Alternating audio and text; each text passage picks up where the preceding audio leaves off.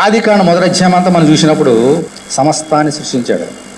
భూమి అందులో సమస్తాన్ని, సముద్రాన్ని అందులో సమస్తాన్ని, ఆకాశాన్ని అందులో సమస్తాన్ని. 6వ దినమందు మనిషిని సృష్టించాడు. ఓకే, ఆ 5 రోజులు సృష్టికి 6వ రోజు ఆదాము చేసిన సృష్టికి తేడా ఉన్నదమ్మా? 5 రోజులు చేసినటువంటి సృష్టి అంతా కూడా దేవుడు తనకి ఇష్టమైన స్వరూపాన్ని ఇచ్చాడు. మనుషునికి తన రూపాన్ని ఇచ్చాడు. దేవుని స్తోత్రం, హల్లెలూయా. అదే సృష్టించిన వాటిలో మనం ప్రథమంలో ఎందుకుంటామంటే ఇందుకే కారణం. సృష్టిలో మనం ఏదైనా చూడండి, ఆకాశం చూడండి, పక్షులు చూడండి, భూమి చూడండి, భూజంతువులు చూడండి, సముద్రం చూడండి, అందులో జీవరాశులు చూడండి, ఏది దేవుని పోలికలో లేదు. కానీ నువ్వెలా ఉన్నావు? ముఖ్యంగా పురుషుడు దేవుని పోలికలో ఉన్నాడు.